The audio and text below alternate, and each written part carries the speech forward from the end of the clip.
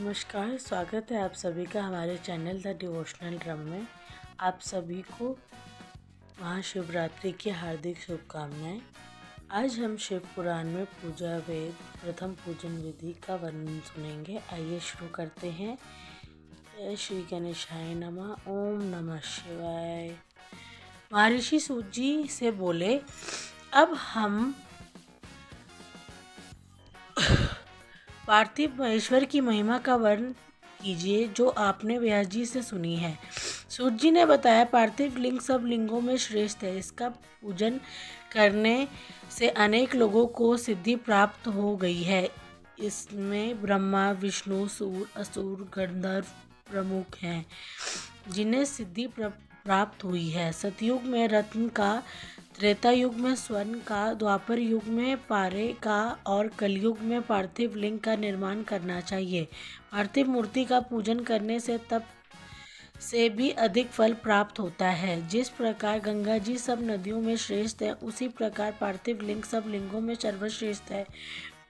मंत्रों में ओंकार महान है, वर्णों में ब्राह्मण श्रेष्ठ है, पुरियों में काशी श्रेष्ठ है, व्रतों में शिवरात्रि का व्रत श्रेष्ठ है, शक्तियों में शिव शक्ति श्रेष्ठ है। इस प्रकार लिंगों में पार्थिव लिंग सर्वश्रेष्ठ है। जो व्यक्ति पार्थिव लिंग का जीवन प्रयत्न पूजन करता है वह शिवलोक में जाने का अधिकारी बन जाता है। जो ब्राह्मण पार्थिव लिंग का पूजन नहीं करता वह दारुण शूल नामक नरक में जाता है। अतः कोई भी लिंग हो उसे अच्छी तरह बनाकर पूजन करना चाहिए। सूत जी बोले, अब मैं वैदिक रीति से पार्थिव पूजन की विधि बताता हूँ। पहले विधि पूर्वक स्नान करें, फिर विधि पूर्वक संध्या करके ब्रह्म यज्ञ करें, फिर तर्पण करें। सभी नित्य कर्म करके भस्म और रुद्राक्ष धारण करना चाहिए। फिर वेदोक्त विधि से पार्थिव लिंग की पूजा करनी चाहिए। पार्थिव पूजन किसी नदी पर, पर्वत पर, जंगल में, शिवालय में या पवित्र स्थान में करें। शुद्ध स्थान की मिट्टी को जल से शुद्ध करके पिंड बनाकर वेदोक्त विधि से लिंग का निर्माण करें। ओम नमः शिवाय पंचाक्षर मंत्र से पूजा की सामग्री का शोधन करना चाहिए। बुरसी मंत्र से क्षेत्र को पवित्र करें। आयुष्मान से जल को शुद्ध करें। नमस्त्री रुद्र मंत्र से स्फटिक बंद करें। नमः शिवाय मंत्र से शेष शुद्ध करके नमः पूर्वक पंचामृत प्रोक्षण करें। नमो लिंगाय मंत्र से लिंग की प्रतिष्ठा करें। एतु रुद्राय से आसन प्रदान करें। नमो महंताय से आवाहन करें। इसके बाद भक्तिपूर्वक वैदिक सूतक से सोच कर पूजन करें। अनेक छंदों से महादेव जी का स्तवन करें। इसके बाद साष्टांग दंडवत करें। विद्वान व्यक्ति यथोक्त विधि से प्रदक्षिण करें, फिर प्रणाम करके नम्रता पूर्वक विसर्जन करें। ऐसा करने वाला शिव भक्त व्यक्ति अपनी संपूर्ण कामनाओं की सिद्धि प्राप्त कर लेता है। सूत जी बोले, हे महर्षि, पार्थिव लिंगों की संख्या कमाना के अनुसार बताई गई है। जो विद्यार्थी है वे 1000 पार्थिव लिंग का पूजन करे।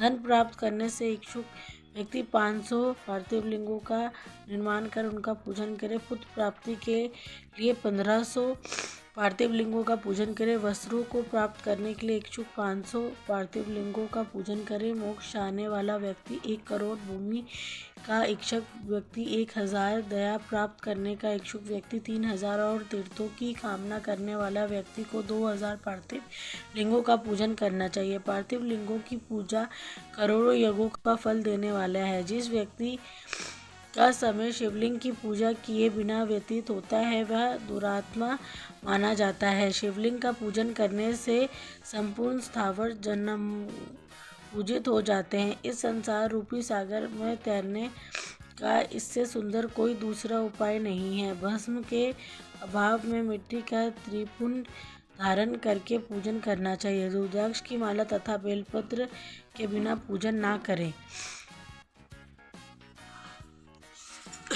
शिवजी नवेद और विल्व महात्म्य। शिवजी ने अन्य भक्त दृढ़ निश्चय और सत्याव्रती शिव नवेद भक्षण अवश्य करता है। शिव जी के नवेद को पककर दो पाप दूर हो जाते हैं। शिव नवेद को भक्षण करने पर अनेकों पुण्य प्राप्त होते हैं।